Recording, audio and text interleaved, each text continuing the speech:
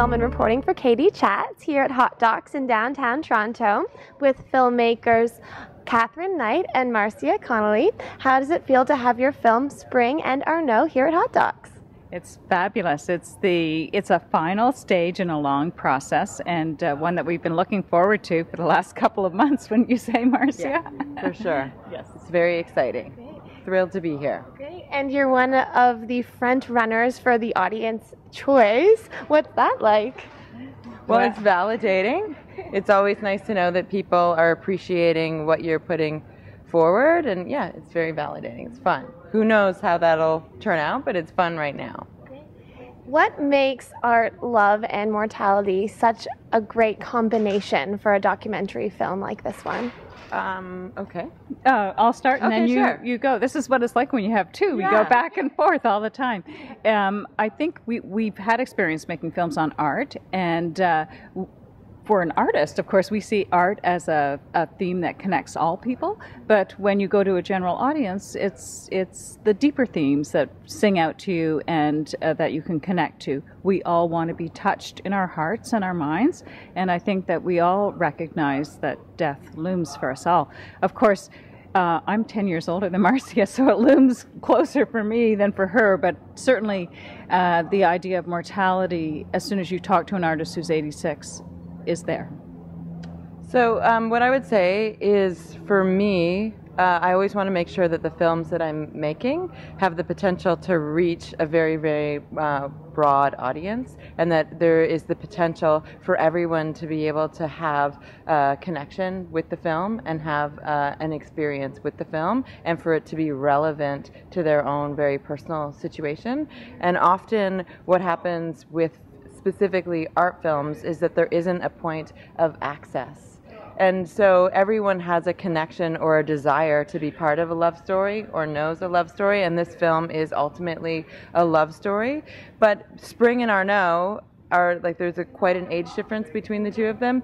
Spring was, I believe, 35 and Arnaud was 60 when they got together.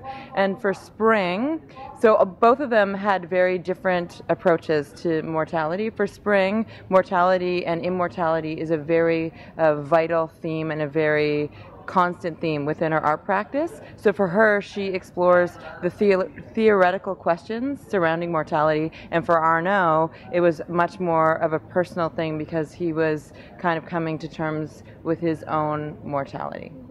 Do you think that artists in particular maybe are more connected to mortality, like in the sense that through their art or just as artists in general, than like a regular civilian? Well, the one thing that I would say about that is that artists really want to achieve immortality, and how they achieve immortality is to make bodies of work that will live on long after they are gone. So in that way, I think that an artist wants to be remembered, wants to become immortal. But I don't know if that's limited, if that's a quest that's limited just to artists. I don't know. We both liked it when Arnaud said, "My photographs are traces and leaving traces." I don't think that, I think artists are really concerned that the work they have made over the years, all that labor, all that passion, all that love that goes into doing what it drives you, they don't want to see it disappeared. So they do want, I think that when you hit the end of your career, there's all of a sudden a sense where you say, what will happen to my work? But I think, as Marcia said, for Spring, it was much more, it's embedded in her practice and her being as an artist. I was astonished by that. Yeah, actually, one of the first stories in the film is about Spring as a very young child, being concerned that she wouldn't remember how to breathe, and that from a very, very early age, she was acutely aware of the precariousness of life. And I think that that, as an artist, really fueled her interest and examination in mortality and immortality. While filming a documentary on a love story, what are some of the challenges in terms of sort of capturing the intimacy that might be, something you may not see day to day? Well, one thing, I think that in terms of how you capture anything, as a documentary filmmaker, what your goal is is to not influence what you're filming in any way. So I think what it is, you know, as people, we all have a certain presence, but to try to get, my goal was to try to get Spring and Arnaud comfortable around me so that they would forget that I am there. That's how you capture something, is if they are so comfortable with you being there that they're able to forget that you are there, and they can just be themselves and express their love for each other the way that they would if you weren't there. And tell me a little bit about the collaboration between the two of you, how you met, and what your working relationship is like. The first film we made together was in 2006, and it was about Annie Poutagouk. And I think I kind of entered into a mentorship with Marcia. Even though I'm older and established photographer, I was teaching at York University, where I still teach, and I really got frustrated that there was no teaching material films on Canadian artists. And I said to Marcia, "You're a filmmaker, let's go make this film about an artist. Let's go do it." And then since then, our collaboration, just rolls on in different ways and different mixes.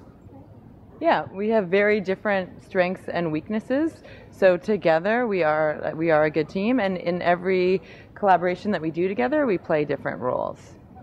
And will you be making more films about art in the future? Yes, Absolutely. I mean, right now, as always, it's like never again. But we're actually together. We're in the final stages of production on another feature film that takes place on Fogo Island and really highlights how the community of Fogo Island and the Shorefast Foundation, started by Zita Cobb, amongst other people, how they are using art, architecture, and geotourism as a rural revitalization project for that very known community, Fogo Island. Which means we can't party very hard, because early next week we have to go to Fogo Island. Yeah. It's relentless. It is. And where's the best place to find out more information on Spring and Arnaud and on the other work you do as well online? If you Google search Spring and Arnaud, I think you'll come to Hits. Our company website, Site Media Inc., has all the films there, except Marcia's independent production, Ghost Noise, is not on our site. But if you search the film title or our names, and of course on the Hotdocs site. Great. Well, thank you so much. Congratulations, and best of luck with this project and your next one as well. Thank you very much. Thank you, Katie. Thank you. I'm Katie Uhlmann reporting for Katie Chats here at Hotdocs in downtown Toronto.